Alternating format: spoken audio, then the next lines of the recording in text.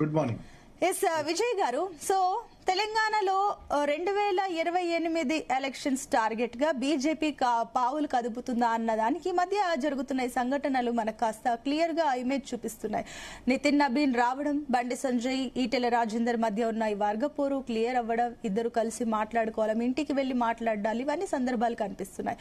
మరోపక్క అటు పొత్తులు, కొన్ని రాష్ట్రాల్లోనేమో పొత్తులు ఉంటుంది బీజేపీ.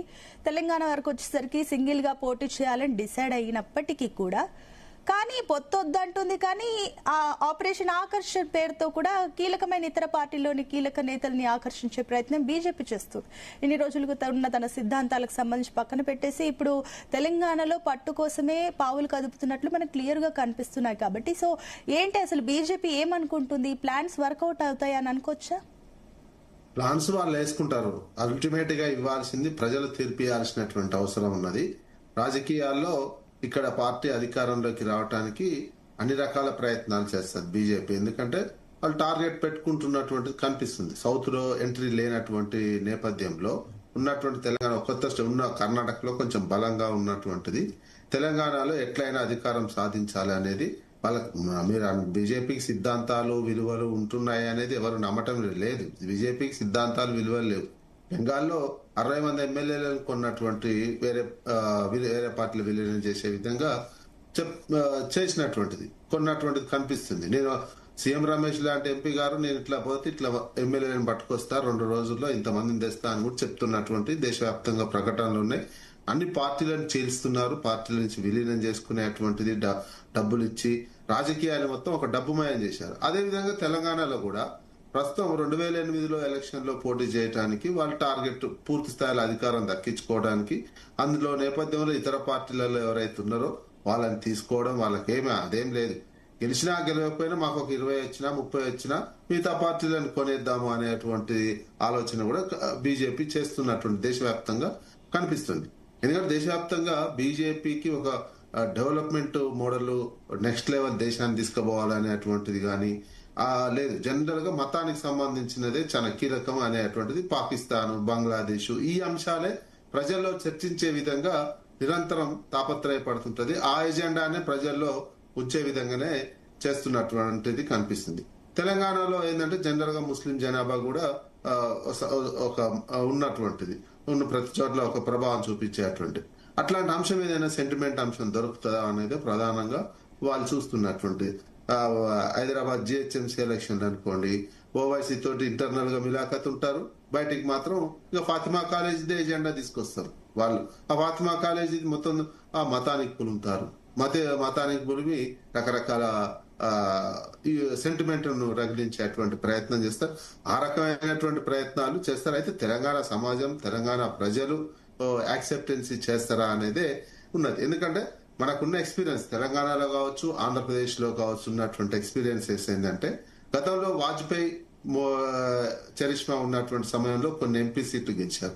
ఇక్కడ మోడీ చరిష్మా పాకిస్తాను, బంగ్లాదేశ్ ఈ చరిష్మా మీదనే మతానికి సంబంధించినటువంటి బేస్ గానే ఒక ఉద్రిక్తలో పెంపొందించి బయటపడాలి అనేటువంటి నేపథ్యంలో మోడీకి ఉన్నటువంటి కొంచెం ఇమేజ్ ఉపయోగించుకొని ఇక్కడ ఒక 8 ఎంపీ సీట్లు గెలిచినటువంటిది. అదే ఆ తర్వాత జరుగుతున్నటువంటి స్థానిక సంస్థల ఎలక్షన్లు కావచ్చు, సర్పంచ్ ఎలక్షన్లు కావచ్చు, మున్సిపల్ ఎలక్షన్లు కావచ్చు అంత ప్రభావం చూపించలేకపోతున్నటువంటిది కనిపిస్తుంది. ఇకపోతే ఇంటర్నల్ సమస్య బీజేపీకి రాష్ట్రంలో ఇతర రాష్ట్రాల్లో ఏ రాష్ట్రంలో లేనట్టు ఇంటర్నల్ సమస్యలతోటి కూడా కొట్టుమిట్టాడుతున్నటువంటిది. రాజకీయాల్లో ఇప్పుడు అనౌన్స్ చేయలేనటువంటి ఎవరి నేతృత్వంలో పోతారు అనే అంశం క్లారిటీ లేనటువంటిది. మొన్నటి వరకు బండి సంజయ్, ఈటెల రాజేందర్ రాజీ పడ్డారు అంటే తాత్కాలికంగానే అనుకోవాల్సినటువంటి అవసరం రాజకీయాలు. ఎందుకంటే నెక్స్ట్ సంబంధించినటువంటిది డైరెక్ట్ ఈటెల రాజేందర్ ఇంటి ముందే పోస్టర్లు వేయించినటువంటి తేలింది. అక్కడ పార్టీకి సంబంధించినటువంటి వాళ్ళు, అదేవిధంగా బండి సంజయ్ కి సంబంధించిన కుటుంబ వ్యవహారంలో పార్టీ పూర్తిగా ఇక్కడ పరువు పోగొట్టుకున్నటువంటి అంశం. అదే సందర్భంలో దేశవ్యాప్తంగా కూడా మోడీ ఇమేజ్ తగ్గుతుంది. పోయినసారే మోడీ ఇమేజ్ క్రమంగా వాళ్ళు 400 పార్ అనుకున్నటువంటి నేపథ్యంలో 240కే ఎంపీలు వచ్చి ఆగినటువంటిది.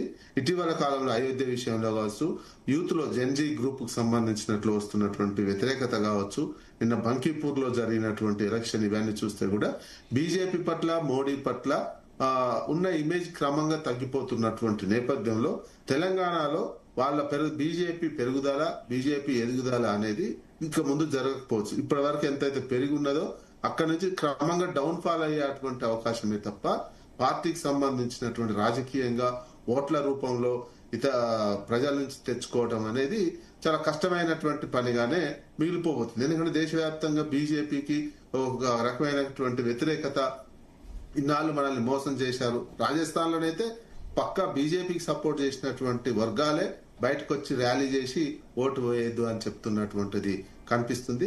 ఈ నేపథ్యంలో రామచంద్రరావు గారు మేము పొత్తులు పెట్టుకోం, మళ్ళీ ఇక్కడ కూడా ఒక చిన్న అవకాశం, పక్క జనసేన టీడీపీ ఇక్కడ మేము వచ్చి రాజకీయం చేస్తాము అని చెప్తూ ఉంటారు ఆంధ్రప్రదేశ్ కి సంబంధించినటువంటి వాళ్ళు. మళ్ళీ వాళ్ళని చూస్తే ఇక్కడ భయం పడతారు, వాళ్ళతో పొత్తు పెట్టుకోలేనటువంటిది.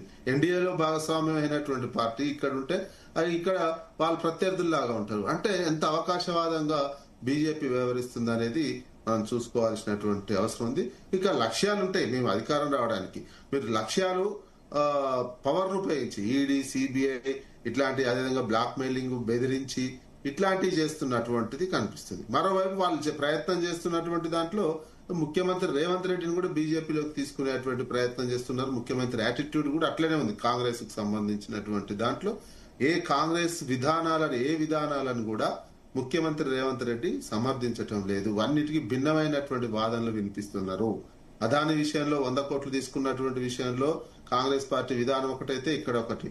21 ఏళ్లకు సంబంధించినటువంటి విషయంలో పార్టీ విధానపరమైన నిర్ణయం తీసుకోకముందే ఇతనే తనకు తానే రకరకాల స్టేట్మెంట్లు ఇస్తున్నటువంటి, మొత్తం బీజేపీకి సంబంధించినటువంటి అనేక మంది ఎంపీలతోటి, అనేక మంది మోడీతోటి, అమిత్ షా తోటి ఇంటర్నల్ రిలేషన్స్ మెయింటైన్ చేస్తున్నటువంటి విధానాలు చాలా అనేక, ఇంకా కొన్ని సబ్జెక్టు కరెక్షన్ కొన్ని గుర్తు చేసుకోవాల్సినటువంటి అవసరం ఉంది. విధానాల విషయంలో కాంగ్రెస్ పార్టీ విధానాలకు, ఒరిజినల్ కాంగ్రెస్ పార్టీ విధానాలకు, ముఖ్యమంత్రి అనుసరిస్తున్నటువంటి విధానాలకు చాలా తేడా ఉంది. ఇటు రాష్ట్రానికి సంబంధించినటువంటి అంశంలో కూడా ఇక్కడ ఆధిపత్యం క్రమంగా ఆంధ్రప్రదేశ్ సంబంధించినటువంటి చంద్రబాబు నాయుడు ఆధిపత్యము, ఆయన రూల్ చేస్తున్నట్టే కనిపించే విధంగా వ్యవహరిస్తున్నటువంటి నేపథ్యంలో ఈయన లాస్ట్ చూసి బీజేపీ వైపు వెళ్తారా అనే ఒక వాళ్ళు అంటే వెళ్తారంటే బీజేపీ ప్రయత్నం చేస్తూ అన్ని రాష్ట్రాల్లో ప్రయత్నాలు చేసినట్టు ఇక్కడ ప్రయత్నాలు కూడా చేస్తున్నటువంటిది ఉన్నది. బీజేపీ ఇట్లాంటి సౌత్ లో ఉన్నట్టు, ఎందుకంటే ఇక్కడ ఉన్నటువంటి ముఖ్యమంత్రికి చంద్రబాబుతో ఉన్నటువంటి రిలేషన్ కావచ్చు, కేసు విషయంలో చూసి చూడనట్టు వ్యవహరిస్తున్నటువంటి విషయంలో కావచ్చు, మొన్న ఢిల్లీకి పోయి చెప్పి నేను అందరు బీజేపీ రాష్ట్రాల్లో ప్రధాని విమర్శిస్తే కేసులు పెట్టలే కానీ తెలంగాణలో ప్రధాని విమర్శిస్తే నేనే కేసులు పెట్టినా అని బీజేపీ వాళ్ళ మెప్పు కోసం చేసినటువంటి ప్రయత్నాలు. ఇవన్నీ అంటే సర్కమ్స్టాన్సెస్, ఎవిడెన్సెస్ ఇవన్నీ చూస్తుంటే, పరిస్థితులు చూస్తుంటే అటువైపు మొగ్గుతున్నారా, వాళ్ళు వేస్తున్నటువంటి గాలానికి మొగ్గుతున్నారా అనేటువంటి అనుమానాలు ఉన్నాయి. ఈ రకంగా బలోపేతం చేసుకుంటాము అనే ఒక అంచనాతో బీజేపీ వ్యవహరిస్తుంది. బెంగాల్ని చూసినాక 60 మంది ఎంపీలను, 60 మంది ఎమ్మెల్యేలను, 20 మంది ఎంపీలను తృణమూల్ కాంగ్రెస్ వాళ్ళని ఈజీగా తీసేసుకున్నటువంటిది కనిపించినటువంటి నేపథ్యంలో ఇక దేశంలో ప్రజాస్వామ్యం ఉంటుందా, ప్రజాస్వామ్యం మీద నమ్మకం లేకుండానే బీజేపీ ప్రజల్లో పోగొట్టే విధంగా వ్యవహరిస్తున్నటువంటి నేపథ్యం కనిపిస్తుంది. ఈ నేపథ్యంలోనే మధ్య యువత ఉద్యమం వచ్చింది నీటికి సంబంధించినటువంటి దాంట్లో, అందులో వాళ్ళ గ్రాఫ్ మొత్తం పడిపోతున్నటువంటిది కనిపిస్తుంది. వాళ్ళ అంచనాలు పెట్టుకోవచ్చు, కానీ చూద్దాం భవిష్యత్తు వాళ్ళ ప్రజల్లోకి వెళ్లి ప్రజలు ఏ రకంగా తీర్పిస్తారనేది ఎలక్షన్లోనే తేలే అవకాశం ఉంది. ఓకే అండి. ఎస్ నుమన్ గారు, గుడ్ మార్నింగ్ అండి.